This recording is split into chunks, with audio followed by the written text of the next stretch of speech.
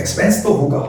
आप बिना मार्केटिंग के लोगों को बताएंगे कैसे कि आपके प्रोडक्ट में क्या है। तो आपके अंदर एक डर नहीं आया कि जहाँ पे ऑलरेडी इतने बड़े बड़े प्लेयर्स हैं, उनका मार्केट कैप इतना बड़ा है, वहां पे हम अपनी जगह कैसे बनाएंगे? सो मैंने वेट किया सीजन 2 आने का। जब मुझे पता चला कि फॉर्म्स ओपन हो गए हैं, रजिस्ट्रेशंस ओपन हो गए हैं, सो मैंने फर्स्ट फॉर्म फिलअप कर दिया। और पिच दे रहे थे शार्क के सामने के चारों तरफ कैमरे रहते और वहीं एक शार्क अनुपम मित्तल जी ने आपके मुंह पे आपका फॉर्म फाड़ दिया। शार्क्स आपको मेंटरिंग करने के लिए नहीं, आपकी कंपनी चलाने के लिए नहीं है। कंपनी आप ही को चलाना पड़ेगा। मतलब मुझे ऐसा फील हुआ कि मैं 20-25 साल काम करने के बाद भी मैं वहीं का वहीं रहूंगा।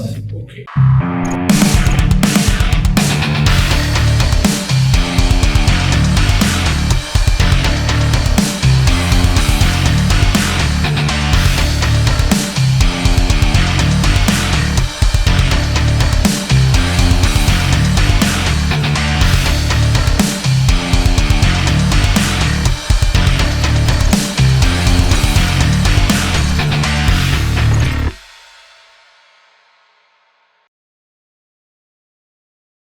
Rest of life best of life podcast show में आज आपका बहुत बहुत स्वागत है।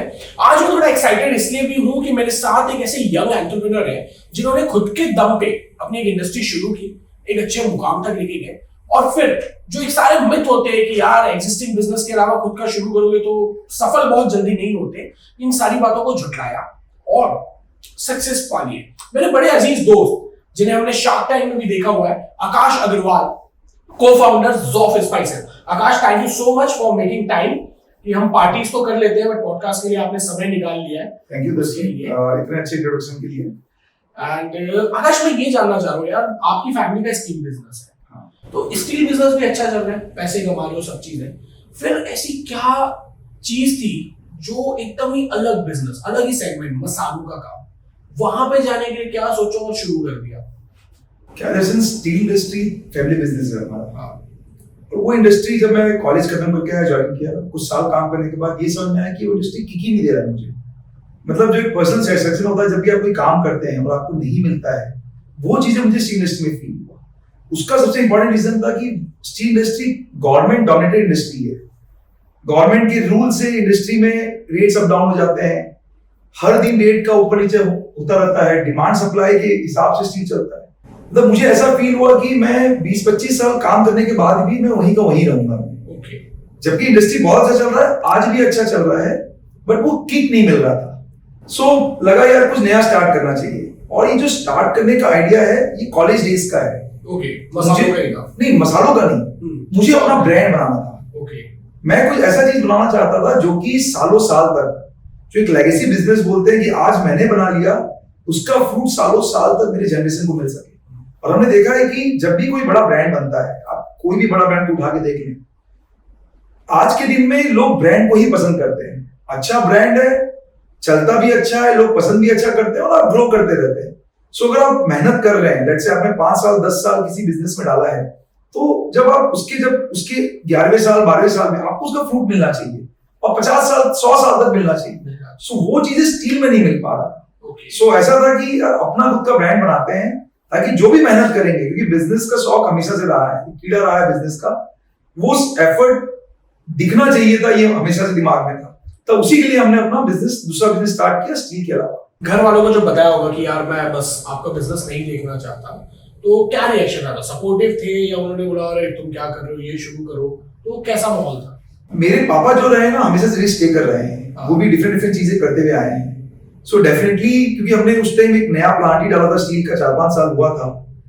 उसके पहले एक प्लांट और था, बट जो ये दूसरा प्लांट था इसको 4-5 साल हुआ था, हमने एक्सपेंड किया था। सो पापा का ये था कि अभी मैंने एक्सपेंड किया, अभी इतना सारा अमाउंट डाला है, सो इसी में ही कंटिन्यू करते हैं। बट उन्हें कन्विंस करना पड़ा और वो मान गए, क्योंकि वो भी हमेशा रिस्क टेकर रहे हैं, अलग अलग काम करते हुए आए हैं।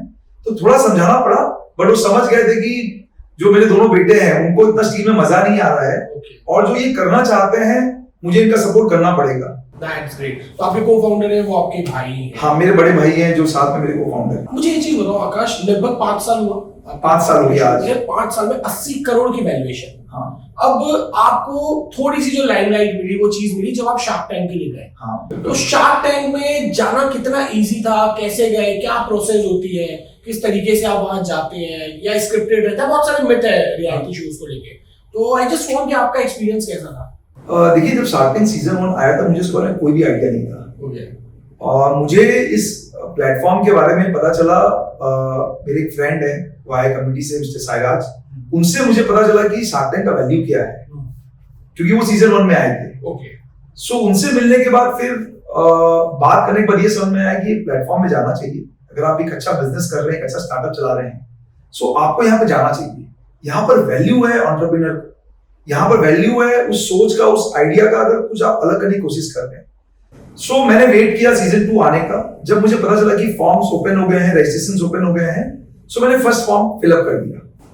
कुछ टाइम बाद, लगभग 15 दिन से 25 दिन के बीच में लोगों का सेकंड राउंड ऑफ फॉर्म आता है, अगर वो सिलेक्ट होते हैं तो लगभग उसी टाइम के बीच में ही मेरा भी सेकंड फॉर्म आ गया था। फिर आपको सेकंड फॉर्म फिल करना पड़ता है, जो कि काफी डिटेल में रहता है। उसके लगभग कुछ महीने भर के अंदर आपको एक पर्सनल इंटरव्यू के लिए कॉल आता है, जो कि आपको बॉम्बे, दिल्ली में जाके आपको फेस करना पड़ता है, जो कि सोनी टीवी की टीम लेती है। अगर आप वहां स्टेज क्लियर कर पाते हैं, पर्सनल इंटरव्यू को क्लियर कर पाते हैं, तब आपको टैंक में शार्क्स के सामने पिच करने का मौका मिलता है। सो एक लंबा प्रोसेस था, लगभग 4-5 महीने का। जब ये पूरा प्रोसेस चल रहा था, हर एक स्टेज के बाद धक-धक करता था, यार होगा कि नहीं होगा। क्योंकि अगर आपको बताऊं, लगभग लाखों फॉर्म्स आते हैं शार्क टैंक में, जो एंटरप्रेन्योर से फॉर्म फिल करते हैं, और इन लाखों फॉर्म में लगभग 250 लोगों को मौका मिलता है पिच करने का। और उस 250 लोगों में भी लगभग कम से कम 150 लोगों को टीवी में दिखाया जाता है। सो आप इमेजिन कर लीजिए कि जो उसका रेशियो है वो काफी कम है, मतलब वो पॉइंट्स में है। जो नंबर ऑफ एप्लीकेशन के हिसाब से जो जिन लोगों को टीवी में दिखाया जाता है, वो पॉइंट्स में है, ना कि सिंगल डिजिट परसेंटेज में, जबकि पॉइंट के परसेंटेज में है। शार्क टैंक एक्चुअल क्यों जाना चाह रहे थे? टीवी में आ जाए कि ब्रांड को थोड़ी सी एक विजिबिलिटी मिल जाए, या एक्चुअली यू वांट कि कोई बड़ा शार्क एज अ मेंटोर भी आए और थोड़ा पैसा भी लेके आए? देखिए, जब भी आप कोई स्टार्टअप स्टार्ट करते हैं तो पैसे की नीड तो हमेशा रहती है। आप कितने भी बड़े बन जाए, पैसे की नीड हमेशा रहेगी। रिलायंस आज भी फंड उठा रहा है जब उसको नीड है। सो पैसे का नीड तो ठीक है, पैसा तो क्या है, फादर ने भी लगाया है, और पैसे का नीड रहता ही है। इसके अलावा ये एक ऐसा प्लेटफॉर्म है जहां पर वैलिडेट हो जाता है आपका बिजनेस सही चल रहा है कि नहीं चल रहा है। सो अगर आपने शार्क्स को कन्विंस कर लिया, इसका मतलब आपका बिजनेस कहीं ना कहीं ठीक चल रहा है। सो पर्पस ये था कि विजिबिलिटी मिल जाए, क्योंकि प्लेटफॉर्म ही ऐसा है। इसके पहले आपने Dance India, Dance Indian Idol जैसे प्लेटफॉर्म देखा होगा, जहां पर डांस, सिंगिंग या कोई ना कोई टैलेंट के हिसाब से रियलिटी शोज था। बट ये एक ऐसा शो है, एंटरप्रेन्योर्स के लिए है, जहां पर आप अपने बिजनेस को शोकेस कर सकते हैं पूरे वर्ल्ड के सामने। तो विजिबिलिटी तो चाहिए ही था। साथ में एज ए शार्क मेंटर आए हैं, क्योंकि आपको हेल्प कर सकते हैं, आप उनसे बात कर सकते हैं, क्योंकि उन्होंने बिजनेस बनाया है। उसके अलावा पैसा, जो हर नीड में, जो आपको हर स्टेज में लगता है। सो एक ओवरऑल पैकेज है। ऐसा नहीं कि मुझे पर्टिकुलर एक चीज चाहिए था, सारी चीजों का कॉम्बिनेशन में मिला है, तो उसके हिसाब से मुझे शार्क टैंक में पहुंचना था। अगर आप शार्क टैंक चले गए, जब आप पिच दे रहे थे शार्क के सामने, के चारों तरफ कैमरे रहते और वहीं एक शार्क अनुपम मित्तल जी ने आपके मुंह पे आपका फॉर्म फाड़ दिया, तो क्या रहा आपको? मतलब वो एक एरोगेंसी थी, या आप हम्बल रहे, या क्या रहा? क्योंकि मुंह पे कोई फाड़ नहीं चीजें, और उसके बाद आपको कैसा लगा कि नहीं यार, मैं इनसे फंडिंग लूंगा या नहीं लूंगा? क्यों हुआ ऐसा, क्या मामला था वो? जब हमने अपना पिच डिलीवर कर लिया, लगभग 4 शार्क्स को हमारा आइडिया समझ में आया। तो अनुपम मित्तल पहले थे जिन्होंने पहला ऑफर दिया, बट जो उनका ऑफर था काफी लोअर साइड में था। हमने डिमांड किया था 1 करोड़ आधा परसेंटेज के लिए, 0.5% के लिए 1 करोड़। उनका जो पहला ऑफर आया था वो आया था लगभग 50 करोड़ के वैल्यूएशन में, और हमने डिमांड किया था 200 करोड़ का वैल्यूएशन में। तो उसके बाद भी जो दूसरे शार्क्स थे, उन्होंने अपना ऑफर बढ़ाते गए। सो कहीं ना कहीं अनुपम मित्तल को ये रियलाइज हुआ कि मुझसे अच्छा ऑफर बाकी शार्क्स ने दे दिया है, और उनके कुछ कंडीशंस थे कि आपको अपने अनसिक्योर्ड लोन जो आपके पापा ने दिया उसे शेयर कैपिटल में कन्वर्ट करना पड़ेगा, बट दूसरे शार्क्स ने बोला कि उसकी करने की कोई जरूरत नहीं है। सो आई थिंक उसी वजह से उन्होंने चेक फाड़ दिया कि बाकी शार्क्स अच्छा ऑफर दे रहे हैं, और हमने उनको हाँ नहीं बोला था। काफी देर से चेक लेके बैठे हुए थे, सो मे बी वही रीजन था, उन्होंने चेक फाड़ दिया। आई होप बाद में आप वो चेक को बटोर के चिपका के बैंक नहीं, हमें उससे अच्छा ऑफर मिल गया था दूसरे शार्क से, और हमें वो शार्क मिला जो हम हमेशा से चाहते थे। डेफिनेटली अनुपम मित्तल आते तो बहुत अच्छा होता, क्योंकि उन्होंने काफी कंपनी में इन्वेस्ट किया है, बट जो हमें चाहिए था वो हमें दूसरे शार्क से मिल चुका था। अमन गुप्ता ने आपके स्टार्टअप पे इन्वेस्ट किया लगभग 1 करोड़ रुपए 100% की इक्विटी में। अमन के आने के बाद कितना चेंजेस आया आप लोग की थॉट प्रोसेस में, आप लोग के वर्किंग कल्चर में, और ब्रांड को बड़ा बनाने में? या सिर्फ ऐसा हुआ कि बस पैसा आ गया है और इन्वॉल्वमेंट शार्क्स का उतना रहता नहीं? देखिए, शार्क्स आपको मेंटरिंग करने के लिए है, आपकी कंपनी चलाने के लिए नहीं है। कंपनी आप ही को चलाना पड़ेगा। आप किसी भी स्टेज में पहुंच जाए, कंपनी में फोकस आपको करना पड़ेगा। सो वो मेंटरिंग के लिए है। सो जब ये ऑन एयर गया था, उसके बाद लगभग अमन गुप्ता से 2 बार मिलने का मौका मिला। उन्होंने कुछ हेल्प किया हमें कुछ प्लेटफॉर्म में लिस्ट कराने का। जब भी मौका मिलता है, जैसे 2 बार मौका मिला तो बहुत सारी बातें हो गई। उसके अलावा अमन गुप्ता की टीम है जो शार्क टैंक कंटेस्टेंट को हेल्प करते हैं। सो उनका काम है कि हर लेवल पे सपोर्ट करना, बट उसके लिए आपको पहुंचना पड़ेगा। ऐसा नहीं है कि वो आ जाएंगे, वो आपकी कंपनी में आ गए, देख रहे हैं। उनका काम है मेंटरिंग करना, चलाना आप ही को है। तो वो अपना काम बखूबी निभा रहे हैं। सुनने में आता है कि वो कंटेस्टेंट को घोस्ट करते हैं, टाइम नहीं देते, बट ऐसा कुछ भी नहीं है। आपका नीड है, आपको पहुंचना पड़ेगा उनके पास। आप बिजनेस में प्रॉब्लम फाइंड आउट करिए, आप उनसे सॉल्यूशन लीजिए कि इसका सॉल्यूशन क्या हो सकता है, किस तरह से मैं इसे सॉल्व करूं, और वो जो भी आपको ऑप्शन देंगे आप उसको फॉलो करते हुए आप आगे बढ़ सकते हैं। तो उनका जो पर्पस है वो बिल्कुल उसको निभा रहे हैं। That's great. आकाश, मैं ये जानना चाह रहा हूँ यार, आजकल क्या हो गया, बहुत से जो यूथ है ना, वो अपने आप को एंटरप्रेन्योर मानने लग गए। चाहे वो एक चाय का ठेला खोल ले, चाहे वो मैगी की दुकान खोल ले या पान ठेला खोल ले, व्हाटएवर बिजनेस, जो भी बिजनेस कर रहे हैं अच्छी चीज है, लेकिन वो वहां पे अपने आप को एंटरप्रेन्योर मान रहे हैं। कई बार एक ऐसे आइडिया जो कट कॉपी पेस्ट वाले होते हैं, वहां पे ना बहुत सारा समय पैसा बर्बाद कर देते हैं।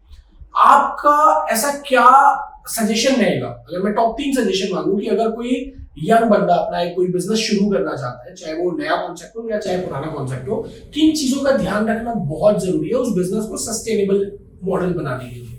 देखिए, सबसे पहले तो कोई भी जिन्हें बिजनेस स्टार्ट करना है वो फोमो में स्टार्ट नहीं करे। आज के दिन में ये चीज सामने आता है बहुत लोगों से बात करके कि लोग देखा देखी में स्टार्टअप स्टार्ट कर रहे हैं। उनका वो माइंडसेट नहीं है कि मुझे स्टार्टअप स्टार्ट करना है, मुझे एंटरप्रेन्योर बनना है, मुझे रिस्क लेना है। वो इसीलिए स्टार्ट कर रहे हैं कि उसने स्टार्ट कर लिया या किसी ने बोल दिया, कहीं से सुन लिया, स्टार्टअप वर्ल्ड के फेम से वो स्टार्ट कर बैठते हैं और उसमें भी नुकसान होता है क्योंकि आप क्लियर नहीं है। कभी भी आपको कोई बिजनेस स्टार्ट करना है, आपको माइंड से पहले प्रिपेयर होना पड़ेगा, आपका माइंडसेट को स्ट्रॉन्ग करना पड़ेगा। देखा देखी बिजनेस नहीं करना है। दूसरा चीज, एक बिजनेस करने में और एक एंटरप्रेन्योर में फर्क ये है कि एंटरप्रेन्योर हमेशा प्रॉब्लम सॉल्व करता है। बिजनेस तो आप कुछ भी कर सकते हैं भाई, आपने कोई चीज खरीदा, आपने प्रॉफिट जोड़ा, आपने बेच दिया, वो भी बिजनेस है, वो भी धंधा है। और जो एंटरप्रेन्योर करता है वो भी धंधा है। बट फर्क ये है कि एंटरप्रेन्योर हमेशा प्रॉब्लम को सॉल्व करता है। आप अगर कोई प्रॉब्लम सॉल्व कर रहे हैं, आपको स्टार्टअप स्टार्ट कर रहे हैं, उसका पर्पस ये है कि लोगों का लाइफ को ईज कर सके। और आपको अगर मैं बताऊं, कोई भी बिजनेस सिर्फ 2 कंडीशन में बन सकता है। या तो आप कुछ चीज इनोवेट कर रहे हैं, जो चीज आज से पहले कभी नहीं बना, आपने उसे इनोवेट किया और आपने लोगों के सामने लेके आया उनका लाइफ को इजी करने के लिए। दूसरा चीज, आप कोई कन्वीनियंस प्रोवाइड कर रहे हैं, जो चीजें एग्जिस्ट करता है, पहले से ये लोग यूज कर रहे हैं, उसका मार्केट बना हुआ है, आप उसमें कन्वीनियंस प्रोवाइड कर रहे हैं। जैसे आपने किया, जैसे हमने किया। अगर आपको मैं बड़ा एग्जांपल दूं, जैसे एप्पल ने किया, टेस्ला ने किया। एप्पल ने जो फोन आता था पहले से, उस फोन में कन्वीनियंस डाला। फोन तो पहले भी आता था, बहुत सारे ब्रांड्स फोन लेके आए थे। एप्पल ने कोई इनोवेशन नहीं किया था, एप्पल ने कन्वीनियंस प्रोवाइड किया। टेस्ला ने क्या किया? कन्वीनियंस प्रोवाइड किया। कार तो पहले भी था, उन्होंने कन्वीनियंस कैसे प्रोवाइड किया? फ्यूल का कॉस्ट ज्यादा था, renewable source of energy use करना था, पॉल्यूशन फ्री एनवायरनमेंट के लिए। सो उन्होंने कन्वीनियंस प्रोवाइड किया। तो आप देखेंगे जो मोस्टली जो बड़े बिजनेसेस हैं वो कन्वीनियंस प्रोवाइड करने से बनते हैं, क्योंकि ऑलरेडी उसका मार्केट बना बनाया रहता है। आपको जस्ट जाके लोगों का बिहेवियर चेंज करना है, उनको कन्वीनियंस प्रोवाइड करना है। सो ये हो गया दूसरा पॉइंट कि आप कन्वीनियंस के लिए लोगों, आप कोई मतलब आप कन्वीनियंस लेके आइए, तब आप स्टार्टअप स्टार्ट कर सकते हैं। सिर्फ बिजनेस करने के लिए अगर आप स्टार्टअप स्टार्ट करेंगे, एंटरप्रेन्योर बनना है, तो शायद नहीं हो पाएगा, क्योंकि बहुत सारे लोग बैठे हैं जो बिजनेस कर रहे हैं। तीसरा सजेशन, जो पैसा है वो बड़ा इंपॉर्टेंट है। जब आप कभी भी कोई चीज स्टार्ट करते हैं, बिना पैसे के स्टार्ट नहीं हो सकता है। सो पहले तो आपको ये देखना पड़ेगा कि मेरे पास पैसा कितना है कि भी नहीं। अगर है तो पैसा, लेट से आप, या तो आपका खुद का अर्न किया हुआ पैसा हो सकता है, लेट से आपने बहुत साल काम किया, आपने अपना पैसा बनाया, आप उसी पैसे से अपना बिजनेस स्टार्ट कर रहे हैं या स्टार्टअप स्टार्ट कर रहे हैं। दूसरा, आपके पेरेंट्स दे रहे हैं। तीसरा, क्या कोई बाहर का इन्वेस्टर आपको पैसा दे सकता है? सो उसको फिगर आउट करना जरूरी है। अदरवाइज होता क्या है, आपने अपना फाइनेंशियल पोजीशन को ढंग से देखा नहीं और आप स्टार्टअप में जंप कर गए। सो एक लेवल के बाद आपको वहां रुकना पड़ेगा, फंड खत्म हो जाएगा तो फिर आपको बैकआउट आना पड़ेगा। सो ये कुछ चीजों का अगर कोई ध्यान रखता है तो फिर हाई चांसेस है कि वो स्टार्टअप में सक्सेस पा सकता, उसको स्टार्टअप में सक्सेस मिलेगा। बहुत अच्छा इंसाइट दिया आकाश। मतलब मैं अगला क्वेश्चन करने वाला था कि अगर किसी के पास पैसे हैं ही नहीं तो वो कैसे बिजनेस स्टार्ट करें, लेकिन आपकी बातों से वो चीजें क्लियर। तो उसमें एक चीज मैं और ऐड करना चाहूंगा, जिसके पास पैसा नहीं है, क्या होता है कि आप देखेंगे बहुत सारे स्टार्टअप ऐसे बने जिनके पास पैसा नहीं था। सो एक चीज मैं और बोलना चाहूंगा, जब आपने ठान लिया है कि आपको स्टार्टअप स्टार्ट करना है, आपका माइंडसेट रेडी है, आपका बिजनेस आइडिया भी अच्छा है, आपने कन्वीनियंस के हिसाब से प्रोडक्ट बना लिया, जब आप पैसा का अरेंजमेंट करने जा रहे हैं तो पहले देखिए, अगर घर से हो जाता है तो वेल एंड गुड है, आपको घर से ही पैसा मिल गया, आपको कहीं पर जाना नहीं पड़ा। लेकिन लेट से आपको घर से पैसा नहीं मिल रहा है, आपके पास इतना पैसा नहीं है, सो एक्सटर्नल वर्ल्ड है, आज इन्वेस्टर्स के पास बहुत पैसा है, अगर आपके प्रोडक्ट में दम है तो इन्वेस्टर पैसा लगाएगा, उसके लिए ना कभी बेसलम बनना पड़ता है। अगर आप सोच रहे हैं कि मैं स्टार्टअप वर्ल्ड में मुझे जाना है, तो एक बात बोलना चाहूंगा, बेसलम बनिए। बिना बेसलम बने आप बिजनेस को बड़ा नहीं कर सकते। बेसलम पैसा मांगने में हो, बेसलम अपना माल बेचने में हो, या बेसलम किसी भी स्टेज में हो। किसी के बहुत बार ऐसा होगा कि आपका जो कंज्यूमर है वो आपको बहुत कुछ सुना के चला जाएगा, आपको सुनना है और उस चीज को जो भी आप उसमें सही से निकाल सकते हैं, आपको आगे बढ़ना है, आपको दिल लगा के नहीं बैठना है। कभी कभार आपको मतलब बेसलम टाइप ही हरकत करना पड़ेगा, तब जाके धंधा बड़ा होता है। तो पैसा मांगिए, बेसलम टाइप पैसा मांगिए, एक आदमी नहीं 100 आदमी से मांगिए, क्योंकि आपको धंधा चलाना है। अगर ऐसा पैसा मांगने से मिल जाता तो हर किसी को ही मिल जाता। आई एम श्योर हम rest of life best of life के आने वाले पॉडकास्ट के एपिसोड के लिए हमें भी बेशरम होना पड़ेगा, और हमको मालूम है कि ज़ौफ स्पाइसेस की स्पॉन्सरशिप जो है वो हमारे पॉडकास्ट को मिलने वाली है, तो हम समझे इसको हाँ है। इसके बारे में बात कर सकते हैं। चलो आकाश, मैं देख रहा हूँ कि जो बहुत सारे छोटे बिजनेस होते हैं ना, तो वो लोग अपनी मार्केटिंग में या प्रमोशन में इन चीजों में पैसा खर्च करने को अपना एक्सपेंस मानते हैं कि यार नहीं, ये सब फिजूल खर्ची की जरूरत नहीं है। लेकिन जो बड़े ब्रांड होते हैं ना, वो अपनी ब्रांडिंग में, अपनी मार्केटिंग में एक बहुत बड़ा अमाउंट खर्च करते हैं। आपकी भी ब्रांड की जो ब्रांड एम्बेसडर है वो शिल्पा शेट्टी है। तो शिल्पा शेट्टी को बनाने के पीछे क्या कारण था? क्या वो आपकी फेवरेट हीरोइन रही हो, या आपको क्रश रहा हो, या आपको लगा हो नहीं मेरे ब्रांड के साथ वो जस्टिस कर सकती है? व्हाट्स द मेन रीजन कि इतनी हैवी अमाउंट लिया होगा उन्होंने, तो इतना खर्चा क्यों? क्या सोच के करता है एक बड़ा बिजनेसमैन कि यार नहीं किया जाए? देखिए, बिजनेस में इमोशंस नहीं होते हैं। जैसे आपने बोला फेवरेट, बिजनेस इमोशन नहीं चलता, कोई भी फेवरेट हो जाए। जब आप बिजनेस में कोई भी चीज एक्सपेंस कर रहे हैं, चाहे मार्केटिंग के लिए हो, वो बिजनेस के लिए कर रहे हैं, अपने पर्सनल नीड के लिए नहीं कर रहे हैं। पर्सनल नीड के लिए आप अपने फंक्शंस में बुलाइए, उनके साथ मिलिए, वो एक डिफरेंट चीज होता है।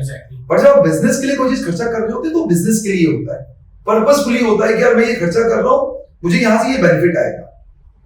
देखिए, जब 2018 में हमने ये कंपनी स्टार्ट किया, स्पाइसेस मार्केट है, बहुत सारे अनऑर्गेनाइज्ड प्लेयर हैं, लगभग मैं बात करूं तो 80% मार्केट अनऑर्गेनाइज्ड है, कुछ ही लिमिटेड ब्रांडेड प्लेयर हैं जिनका काफी डोमिनेंस है। सो इस मार्केट में जो टेस्ट प्रेफरेंस है, बिहेवियर जो चेंजेस है स्पाइसेस से बड़ा टफ है। सो हमने ये सोचा कि अगर हमें कस्टमर का बिहेवियर चेंज करना है, सो हमें कुछ ऐसे फैक्टर्स चाहिए या ऐसे कुछ मार्केटिंग स्ट्रेटजीज चाहिए जिससे कि लोग हमारी तरफ कन्विंस, लोग हमारे प्रोडक्ट अट्रैक्ट हो सके, हमारे प्रोडक्ट में उन्हें कुछ चीज खासियत दिखे। सो हमने 2-3 चीजों पे वर्क किया। ब्रांड एम्बेसडर लाने का पर्पस ये था कि ट्रस्ट फैक्टर। आज कोई भी सेलिब्रिटी जब आपके साथ जुड़ता है, सो लोगों को लगता है कि यार ट्रस्टेबल ब्रांड है, वो एक साइकी है। और क्योंकि आप जब इतना पैसा खर्चा कर रहे हैं, फिर सेलिब्रिटी का इमेज क्या है? सो शिल्पा शेट्टी जी का जो इमेज है, she is a health icon, she is a mother, she is a fit actress है। सो बहुत सारे उनके एट्रीब्यूट्स हैं जो हमारे ब्रांड के साथ जा रहे थे। सो उसी के हिसाब से हमने उनको चूज किया ताकि हम एक ट्रस्ट फैक्टर बना सके और लोग रेजोनेट कर सके हमारे ब्रांड को शिल्पा शेट्टी के होने से। सो ये एक फैक्टर था। दूसरा आपका सवाल, जो मार्केटिंग में लोग इतना स्पेंड करते हैं, देखिए जब आप ब्रांड बनाते हैं एक्सपेंस तो होगा। आप बिना मार्केटिंग के लोगों को बताएंगे कैसे कि आपके प्रोडक्ट में क्या है, वो एक तरीका है। बट आपको इसमें बड़ा कॉशियस होना पड़ेगा कि आप जोश में कुछ भी स्टेप ना ले लें। आपके हर एक्शन में आपको पता होना चाहिए कि मुझे जब ये मैं मार्केटिंग कर रहा हूँ उसका रिजल्ट क्या आने वाला है, इसमें से क्या आरओआई मिलेगा। सो मार्केटिंग करना कोई गलत बात नहीं है, मार्केटिंग तो करना चाहिए और हर लेवल पे करना पड़ेगा। जब तक आप एक बिजनेस को रन कर रहे हैं, मार्केटिंग तो करना पड़ेगा। आप नहीं करेंगे, कोई दूसरा प्लेयर आगे कर लेगा। बट आपको केयरफुल होना है, कॉशियस होना है कि मैं मार्केटिंग में कितना पैसा डालूं और किस तरह से डालूं।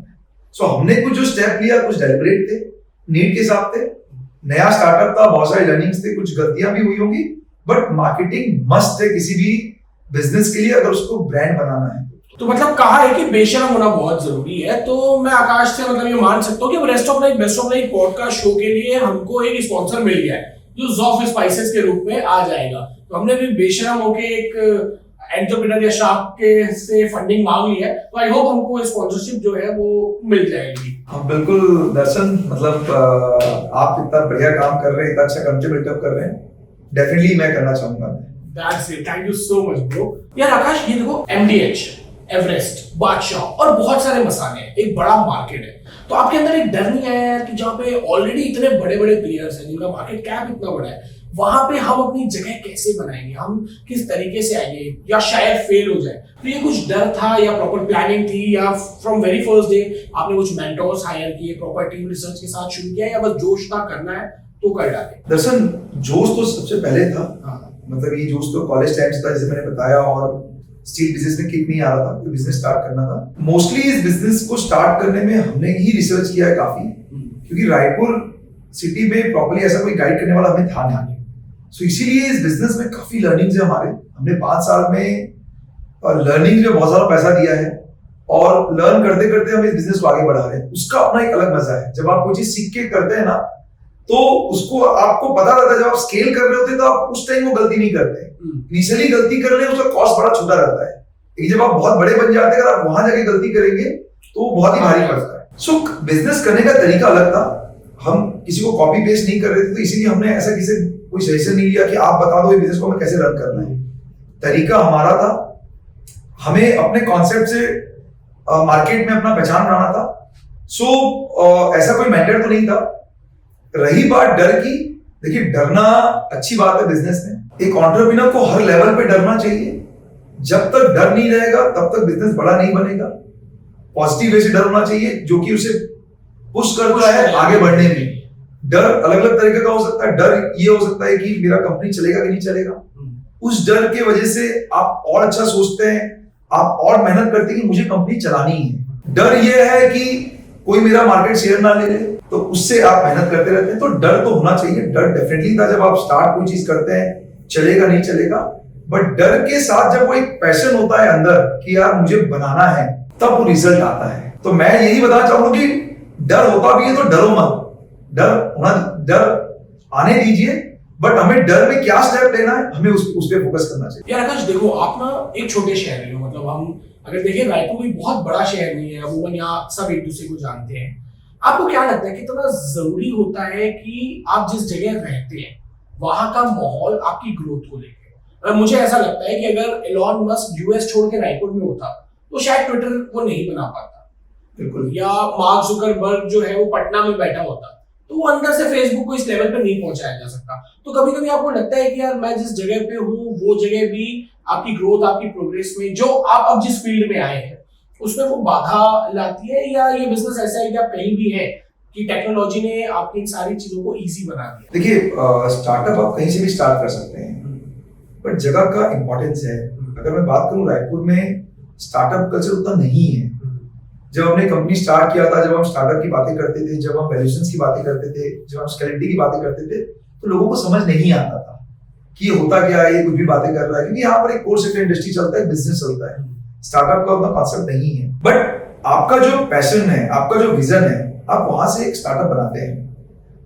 मैं यही बताना चाहूंगा कि आप किसी भी कोने में बैठे इंडिया के, भले वहां कल्चर हो नहीं हो, आप स्टार्टअप स्टार्ट कर सकते हैं। बट जब आप स्टार्ट करते हैं, आपको नेटवर्किंग करना पड़ेगा, आपको कम्युनिटीज में जाना पड़ेगा जहां पर इस टाइप के लोग हैं। आपके शहर में नहीं है, आपको बाहर जाना पड़ेगा, बाहर मिलना पड़ेगा, आपको वर्चुअली मिलना पड़ेगा, जो कि मैं हमेशा से करता रहा हूं। आज मैं कम से कम 4-5 कम्युनिटी का पार्ट हूं, जहां पर हम एक दूसरे से सीखते हैं। यहाँ कॉम्पिटिशन नहीं होता, यहाँ कोलैबोरेशन होता है। सो आप ये सब कम्युनिटी का पार्ट बनिए। डेफिनेटली आपको भले अपने शहर से वो सपोर्ट नहीं मिल पा रहा है, बट आपको उस कम्युनिटी से सपोर्ट मिलेगा। सो आप कहीं भी रह सकते हैं, कहीं से भी बिजनेस स्टार्ट कर सकते हैं। शहर बड़ा छोटा होना, वहां पर वो कल्चर होना कुछ मैटर नहीं करता। आपका विजन मैटर करता है, आपका पैशन मैटर करता है। अगर ये सब आपका है तो आप कहीं से भी बिजनेस बना सकते हैं। क्या लाइन बोली यार कि कंपटीशन जो है वो बहुत नीचे लेवल पे रहता है, लेकिन जब आपकी सोच बड़ी, आप बड़े हो जाते हो ना, वहां कोलैबोरेशन होता है। मतलब मैं भी हमेशा कहता हूँ कि I am not in competition with my friends, I want to go together, I want to grow together, कि यार सब साथ में सक्सेस। जैसा आप कर रहे हैं, जैसा आपका कम्युनिटी है रेस्ट ऑफ लाइफ कम्युनिटी है, यहाँ पर जब आप सब मिलते हैं ना, सब एक दूसरे की मदद करने के लिए मिलते हैं, वो चाहे बिजनेस का हो चाहे लाइफ का कोई भी पार्ट हो। So I think hats off to you Darshan, इतना अच्छा आपने कम्युनिटी बनाया है। आई होप कि आप ग्रो कर सकें, मतलब आप इस कम्युनिटी में हजारों लाखों लोग जुड़ सकें और एक दूसरे की मदद कर सकें और कोलैब कर सकें। Thank you so much. मुझे यार 2 टॉप के बेनिफिट्स बताओ apart from business growth and all, की नेटवर्किंग के क्यों इतने फायदे हैं। हम जितने भी बड़े लोग को सुनते हैं ना, वो हमेशा बोलते हैं आप अपने कंफर्ट जोन से बाहर आओ, नए लोगों से मिलो, नए लोगों से सीखो। Why networking is important to grow as a human in your life? Networking का मेरा मानना है कि आज का स्टार्टअप रन करने का या बिजनेस रन करने का सबसे इंपॉर्टेंट पॉइंट है। बिना नेटवर्किंग के बिजनेस खेल नहीं हो सकता बहुत ज्यादा। अगर आज के टाइम में अगर आप नेटवर्किंग नहीं कर रहे हैं, तो आप समझ लीजिए कि आप उस एक्स से ग्रोथ नहीं कर पा रहे जिस एक्स से आप ग्रो कर सकते। नेटवर्किंग में होता क्या है, क्यों नेटवर्किंग इतना इंपॉर्टेंट हो चुका है? नेटवर्किंग में अलग अलग फील्ड के लोग मिलते हैं, एक दूसरे से बातें करते हैं, एक दूसरे की प्रॉब्लम सुनते हैं, और अगर किसी के साथ वो चीज ऑलरेडी हुआ है या उसे एक्सपीरियंस है, वो शेयर करते हैं। उससे होता क्या है कि सामने वाले को उसका सॉल्यूशन मिल जाता है। ये सिर्फ बिजनेस से रिलेटेड नहीं है, पर्सनल लाइफ से है, या लाइफ में आपको किससे मिलना है, किसी को आपसे कनेक्ट चाहिए, वो वहां से भी आ जाता है। तो बिजनेस के अलावा भी मल्टीपल फैक्टर्स खुल जाते हैं। सो नेटवर्किंग बहुत इंपॉर्टेंट है, हर किसी को लाइफ में करना चाहिए। ग्रोथ करने के लिए, फ्रेंड्स बनाने के लिए, फ्रेंड्स बहुत अच्छे बन जाते हैं। अगर मैं आपको बताऊं तो कम्युनिटी के थ्रू मेरे बहुत अच्छे फ्रेंड्स बने, हम भी कम्युनिटी के थ्रू ही मिले हैं। सो ये कम्युनिटी का ब्यूटी है। कम्युनिटी आपको फ्रेंडशिप देता है, कम्युनिटी आपका प्रॉब्लम सॉल्व करता है, कम्युनिटी आपको अपने बिजनेस में हेल्प करता है। मल्टीपल फैक्टर्स है, रीजंस है, बेनिफिट्स है ज्वाइन करने का। सो मैं तो सभी से बोलना चाहूंगा, आप नेटवर्किंग में बिल्कुल इन्वॉल्व होइए। जब मौका मिलता है तब नेटवर्किंग करने की कोशिश करिए, भले उसमें कुछ खर्चा हो रहा हो। उस खर्चे से मत डरिए, क्योंकि वो खर्चा आपको कहीं ना कहीं उससे ज्यादा पे ऑफ करके चला जाएगा। बहुत सी बार क्या होता है, लोगों को लगता है कि हम आज इससे मिले, कल इसका फायदा उठा लें, तो शायद वो फेल कर जाते हो। लेकिन आप फायदा तो होता है, विन विन सिचुएशन में होता है, लेकिन आप नेटवर्किंग इसलिए भी करना चाहिए कि आप उनसे कुछ सीख सकें। ये नहीं कि यार हमको कुछ फायदा नहीं, हम छोड़ देते हैं। तो वो लोग शायद लाइफ लर्निंग बोल सकते हैं, कोलैब बोल सकते हैं, नेटवर्किंग उसके लिए, ना कि किसी का फायदा उठाना। एक्चुअल स्ट्रेंथ, एक्चुअल सेंस में आप नेटवर्किंग का बेनिफिट उठाएंगे ना, सो आई थिंक दर्शन कोई कहीं से भी कहां तक पहुंच सकता है। दैट्स ग्रेट आकाश। मतलब हमने बात की आकाश की अपने पेरेंट्स के जो ट्रेडिशनल बिजनेस था वहां से अलग एक आइडिया को लेके जाने की, फिर शार्क टैंक जैसे शो में अपनी एक पहचान बनाना, वहां से पैसा लेके आना, बड़े मेंटोर से सीखना, अपनी कंपनी को ग्रो करना, और वो आइडिया कि आप अपने बिजनेस को कैसे ग्रो कर सके। अगर फंड हो ना हो, और फंड है भी तो आपके अंदर विजन कैसा होना चाहिए, आप किस तरीके से एक बिजनेस को स्केल कर सकते हैं, कैसे उनकी कमियों से सीख सकते हैं, कहाँ पे आपको रुकना है, कहाँ पे आगे बढ़ना है, पर्सनल लाइफ, नेटवर्किंग, बहुत सारी चीजें हमने आपसे सीखी। थैंक यू सो मच आकाश। यार आकाश, जाते जाते मैं बस एक चीज और जानना चाहता हूँ कि अब आप जब घर जाते होंगे, कभी खाना खाते होंगे, तो खाने में अमूमन हो जाता है ना मसाला तेज है, तो बीवी बोलती होगी ना मसाला तुम ही तेज बनाते हो, मेरा काम तो सिर्फ डालने का, मैं परफेक्ट हूँ, तुमने बड़ा तेज मसाला बना दिया है। ये मसाले से रिलेटेड बहुत चीज सुनने को मिलता रहता है, और मसाले के बहुत सारे मतलब भी अलग अलग होते हैं, चाहे खाने में हो चाहे लाइफ में मसाला हो।